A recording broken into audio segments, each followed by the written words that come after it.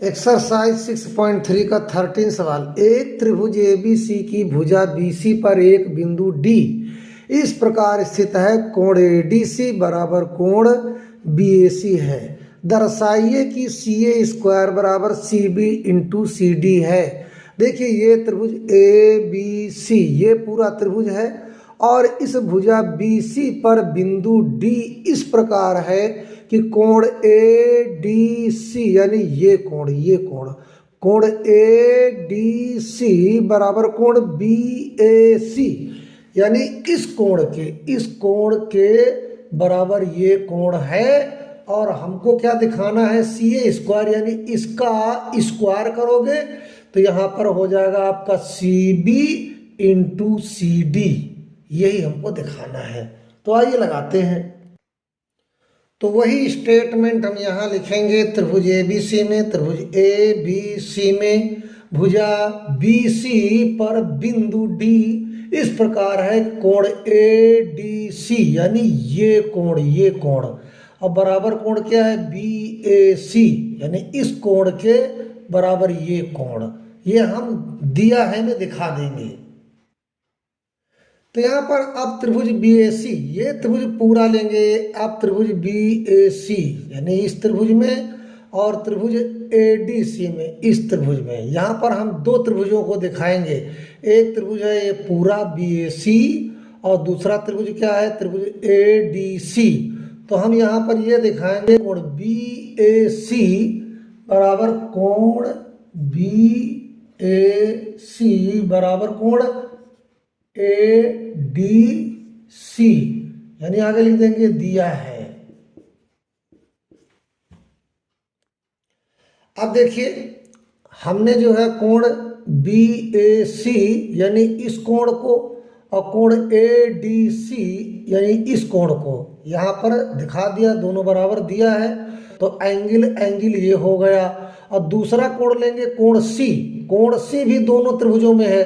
तो कोण BCA और बराबर कोण DCA, ये कोण C दोनों त्रिभुजों में उभयनिष्ठ है। तो हम लिखेंगे कोण BCA बराबर कोण DCA।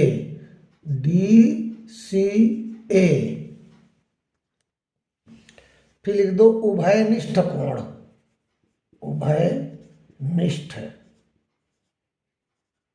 कोण। तो ये कोण जो है ना इस त्रिभुज में भी आ रहा है और यही कोण जो है ADC त्रिभुज में भी आ रहा। तो ये कोण जो है हमने दोनों त्रिभुजों में दिखा दिया, ये उभयनिष्ठ है। तो इसलिए त्रिभुज BAC समरूप त्रिभुज ADC। और यहाँ दो एंगल दिखाए, एक एंगल इसके बराबर दिखाया और ये एंगल दोनों त्रिभुजों में है, इसलिए एंगल समरूपता कसौटी।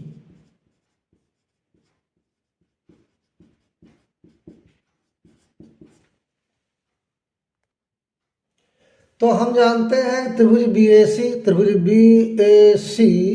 और समरूप त्रिभुज ADC, का मतलब ये त्रिभुज और ये त्रिभुज एक ही रूप के हैं, दोनों समरूप हैं।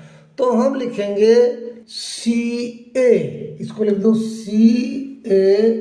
CA और बटे लिखेंगे CD, बटे लिख देंगे CD और फिर इसके बाद बराबर लिखेंगे CB, C और B CA।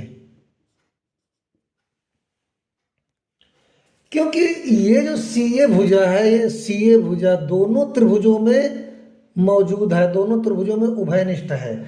इसलिए देखो हम पहले हम इस त्रिभुज को लेंगे, ये त्रिभुज ADC।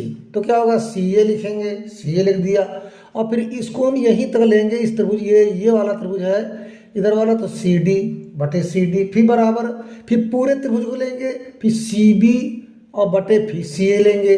क्योंकि ये CA भुजा त्रिभुज BAC में भी है और त्रिभुज ADC में भी है, इसलिए CA को 2 बार लेंगे।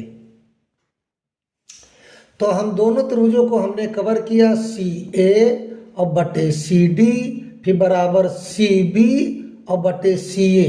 अब हमको ये प्रूव करना है CA² बराबर CB इंटू CD, तो हम इसका इससे मल्टीप्लाई करेंगे तो हो जाएगा CA इंटू CA बराबर, इसको इससे मल्टीप्लाई करेंगे तो हो जाएगा CB इंटू CD।